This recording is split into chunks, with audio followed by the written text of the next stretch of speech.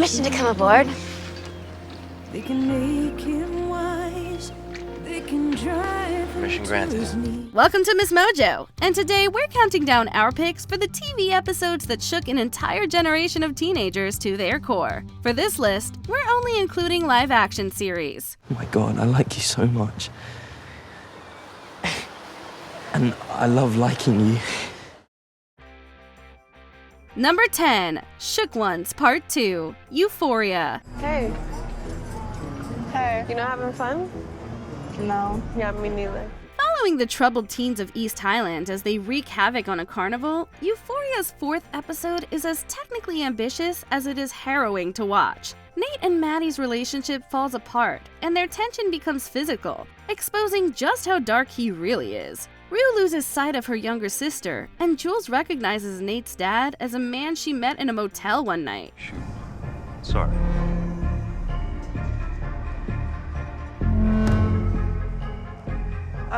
It's okay. It was my fault. I'll get you another cup. Jules' story is particularly affecting, as her past struggles with mental illness inform her present-day actions. The camera drifts between the concurrent storylines like a watchful spirit hovering over them all. I don't see you. Why do you always do this to me?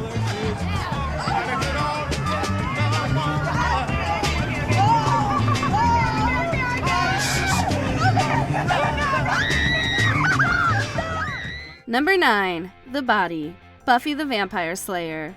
For 5 seasons, Buffy Summers has fought every kind of supernatural entity there is. But there's one thing she can't fight, and that's plain old natural causes. Mom?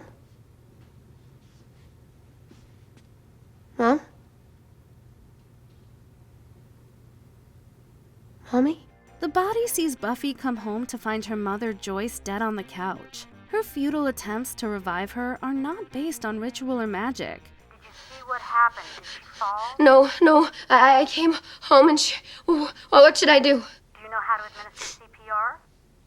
No, I don't remember. This isn't your typical monster of the week. This is just life, and it's profoundly upsetting to watch. The rest of the episode finds her and her Scooby gang trying to come to terms with the unexpected death, turning into a deeply resonant story about grief. It's mortal and stupid. And Xander's crying and not talking, and I was having fruit punch, and I thought, well, Joyce will never have any more fruit punch, ever, and she'll never have eggs, or yawn, or brush her hair, not ever, and no one will explain to me why. Number 8, The Treasure of Serena Madre, Gossip Girl. It may be Thanksgiving, but not even the holidays can stop the Upper East Siders from being complete and total chaos monsters. A little Thanksgiving proclamation. You two ever play grab ass in my elevator again, and Serena will be staying at an airport Marriott. Happy holidays. Serena Vanderwoodsen's affair with a young congressman complicates things with her mother and his wife. Chuck Bass and Blair Waldorf are up to their usual scheming too. The scandals and secret affairs all spill out over dinner, and there's not a single crumb left on that table. Trip and I are going to grow old together. Without you. Or I make my own statements. Where did you get that? He'll be a political joke, and you'll be a punchline. Your affair ends now. There's more tension and vitriol at this holiday party than there is liquor. The Treasure of Serena Madre is exactly why we love Gossip Girl. It's stylish and sharp in equal measure. Lost my appetite. And I want pie.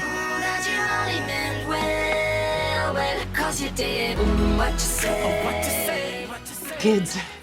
Number 7, And Then There Was Sean, Boy Meets World.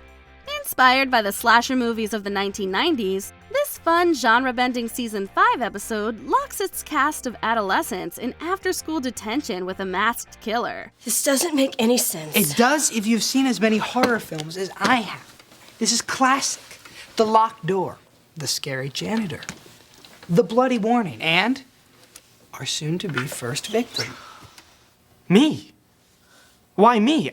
Well, Kenny, it's certainly not going to be any of us. Co-starring Jennifer Love Hewitt, star of I Know What You Did Last Summer, It's a genuinely creepy half hour. The characters' friendships and relationships are tested in the face of danger. Dun dun dun. Enough already! Do we upset you? Yes! Upset you enough to kill? Dun dun dun. Dun dun. Accusations fly and the bodies pile up until ultimately it's revealed to be a dream. Usually, it was all a dream is such a bummer. However, it's all so fun and clever that you don't mind. After all, it would be a pretty depressing way to end a sitcom. Eric! Buffy! Eric! Oh, he was my friend, my roommate. I didn't really know her. Number 6, Time Stands Still Part 2. Degrassi, The Next Generation. I got your back. You stabbed me in the back. What? You set the whole thing up. Rick, come on. I defended you. Is that real? In the second half of a devastating two-parter, the denizens of Degrassi High face a very real threat. After being targeted by a prank and kissing a horrified Emma Nelson, outcast Rick Murray is compelled to bring a gun to school. Don't turn away from me!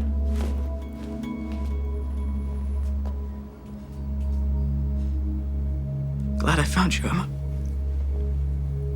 You made my list. Thinking his friend Jimmy is behind the prank, Rick shoots him, leaving him with permanent mobility issues. Although the shooting is over quickly enough, the incident sends shockwaves through the school. Emma barely survives, the town is in an uproar, and the bullies behind Rick's humiliation have to face up to what they did. We didn't do anything. We did. Number 5, back in the high life again, Beverly Hills 90210. How are we gonna tell her? What are we gonna tell her?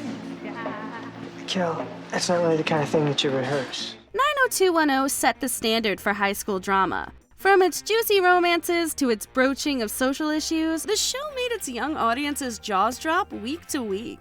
In this season 3 classic, the return of heartthrob Dylan McKay's father from prison leads to a party where the teenage ensemble's fates collide. Look, it was you two who gave me that dumb ultimatum. You said choose. I chose. I chose you. I want you. I've always wanted you. Dylan and Kelly Taylor have to come clean about their summer fling, and the love triangle is finally decided. No matter which one of them you wanted him to end up with, there's enough scandal and backstabbing to fuel a whole spin-off. Why are you doing this to me? Because we owe it to you, Bran. I mean, don't you think that we all owe ourselves a little something more than this? That maybe we could start again from someplace a little more honest? Honesty? Is that what you think this is about, Dylan? I don't think so. Look, I hate you both. Never talk to me again. Number 4, Founders Day, The Vampire Diaries. What are you doing here? I'm a vampire. What's your excuse? Latching onto the post-Twilight sexy vampire craze, this supernatural saga never really gets the respect it deserves for delivering some unforgettable pulp. And the season 1 finale is far and away the show's finest hour. 7? What's going on? What's happening? My head. What? My head.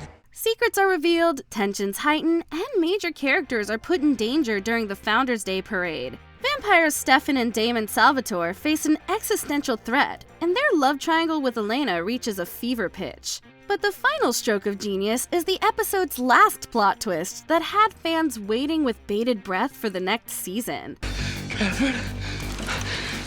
Hello, John. Goodbye, John. Number 3, True Love, Dawson's Creek. Because I'd much rather be a part of what you guys have now than what you had then. That point where everything is forgiven. In the season 3 finale, the major love triangle of the show comes to a heart-racing, hormone-raging conclusion when Joey Potter finally picks the boy she wants to be with. In one corner, her longtime best friend and good-natured Dawson Leary. In the other corner, the lovable and damaged Pacey Witter. You've challenged me every step of the way, and you've been there every step of the way. Joe, departure time is in T-minus 30 seconds, so if there's a point, I suggest you get to it. Joey's decision on the dock serves as a perfect climax to the episode, but everything leading up to it is peak teen drama. Viewers were treated to all this and more, including a historic kiss between two men. Dawson's Creek really pulled out all the stops here. What you said? Did you mean it, Dawson? Every word. Number 2, with tired eyes, tired minds, tired souls, we slept. One Tree Hill. I'm here with Student Council President Brooke Davis. Brooke, can you put into words how you might be feeling about this tragedy? The writers behind this WB drama faced an ethical dilemma. With the new but growing phenomenon of high school gun violence, should they center an episode around a bullied student who brings a gun to Tree Hill High School? You ever treat someone like crap in this school or left anyone out? You ever broken up with someone in the time it takes to pass a note and disappear? Or talk trash behind their back?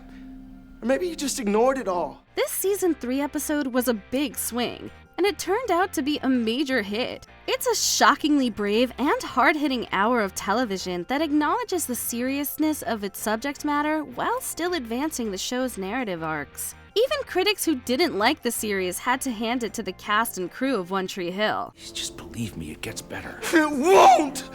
Not after this! I can't take this back! I can't erase this! Before we unveil our top pick, here are a few honorable mentions. Effie, Skins. Tony Stonem's sister goes on a journey of self-destructive discovery. Very good.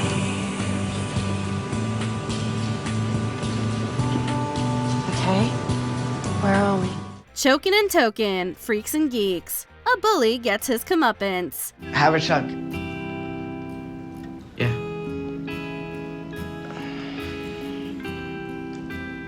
I'm sorry. It's okay.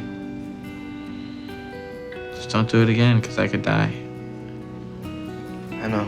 Self-Esteem, My So-Called Life. Angela Chase and Jordan Catalano make it official. Can we...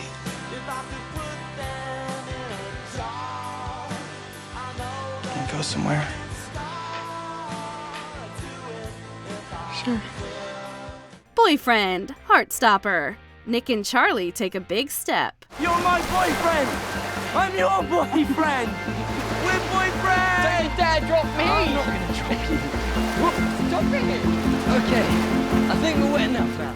Episode 7, Sex Education. An episode that highlights the complexities of being sexually active. Was I okay at the sex bit? It's kind of my first time. You're a virgin? Well, I was. You weren't great, but you weren't terrible. You kept asking me if I was okay. It's important to check in. It was every 10 seconds.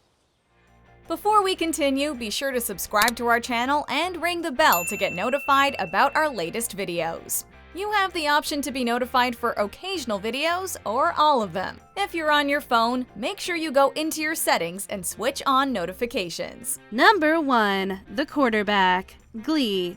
525,600 minutes. How do you measure the life of a woman or a man? Corey Monteith's tragic death in 2013 struck a blow to Gleeks all over the world. His buffoonish but sweet football player Finn Hudson was the heart and soul of Glee, and the show would never be the same without him. The Quarterback is as much a send-off for Finn as it is a tribute to the actor who played him. The funeral was for everyone, but I wanted to do something just for us. To memorialize him the only way we know how. By singing. We get to see how each character deals with the sudden departure of someone who is integral to their lives. This is never more clear than when Lea Michele, who played the love of his life on and off screen, gets to say her musical goodbye. It was the hardest episode of the show to shoot, and given how profoundly sad it is, it shows. Go to the ends of the earth for you to make you feel my love. What teen classic did we leave out? Let us know in the comments. Sad, this diminishing vision. Excuse me? Faux pas count is 6, I say. 6, no doubt. I again concur. Point of fact, daft lady. To catch on would prompt our congratulations. It's a game? At which you totally fail. Do you agree with our picks? Check out this other recent clip from MsMojo. And be sure to subscribe and ring the bell to be notified about our latest videos.